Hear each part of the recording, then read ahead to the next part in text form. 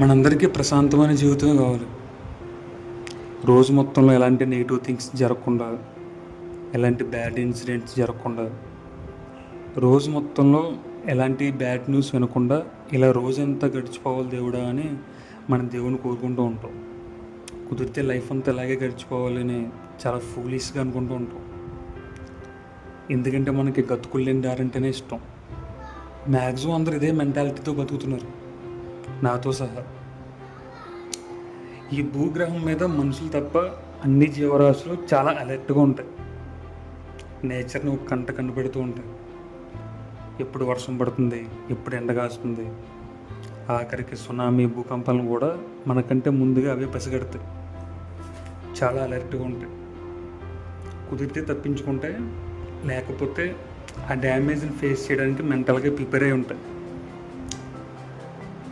ఇప్పుడు నేను వాటిలో మనం కూడా భూకంపాలు ఎప్పుడు వస్తాయి, సునామీలు ఎప్పుడు వస్తాయి అని ఒక కంట కనిపెట్టుకుని ఉండండి అని చెప్పట్లేదు. అట్లీస్ట్ మన జీవితంలో జరగబోయే, రాబోయే వాటి మీద కొంచెం అలర్ట్గా ఉండండి అని చెప్తున్నా, అంతే. 9 to 6 జాబు, చాలా సంవత్సరాల నుండి చేస్తున్న జాబు.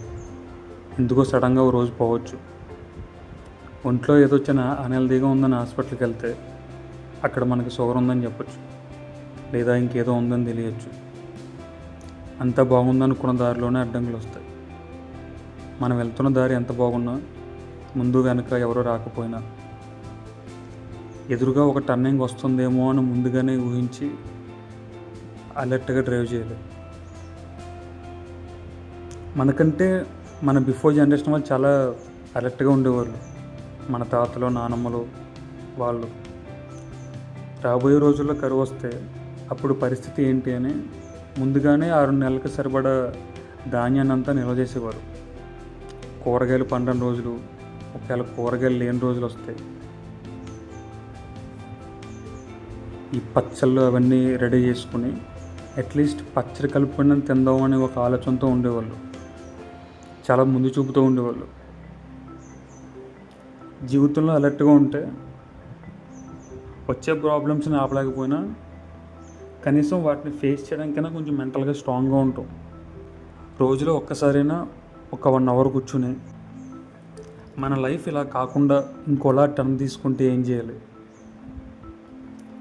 మనకి ఎలాంటి ప్రాబ్లమ్స్ రావచ్చు, వస్తే వాటిని ఎలా ఫేస్ చేయాలి, ఆ వచ్చే ప్రాబ్లమ్స్తో పాటు వాటి సొల్యూషన్స్ కూడా ఒకసారి ఇమాజిన్ చేసుకోండి.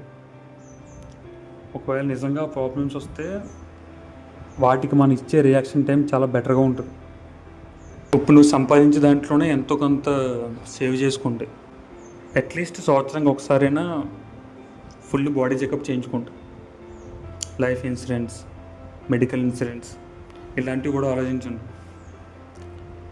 ఎప్పుడో ఏదో జరుగుతుంది కదా అని ఈ రోజున్న హ్యాపీ మూమెంట్స్ ఎందుకు పాడు చేసుకోవడం అని మీరు అందరూ అనుకోవచ్చు. సింపుల్గా నేను ఒక ఎగ్జాంపుల్ చెప్తాను. కరోనా ఎక్కడో చైనాలో వచ్చింది కదా, మన ఇండియా వరకు రాదులే అని చాలామంది లైట్ తీసుకున్నారు ఆ కోవిడ్ టైంలో. అది ఇండియాకు వచ్చింది, మన ఊరు వచ్చింది, మన ఇంట్లో కూడా వచ్చింది. అప్పుడు అందరూ ఒకసారిగా ప్యానిక్ అయిపోయారు. అది వస్తే ఏం చేయాలో, ఎలా ఉండాలో ఎవరికీ తెలియదు. అందుకే మళ్ళీ కరోనా లాంటి ప్రాబ్లమ్స్ మన లైఫ్లోకి ఏ రూపంలో వచ్చినా రాకపోయినా ముందుగానే దాని గురించి తెలుసుకుని అలర్ట్గా ఉండడం మంచిది కదా అంటున్నా. Being alert.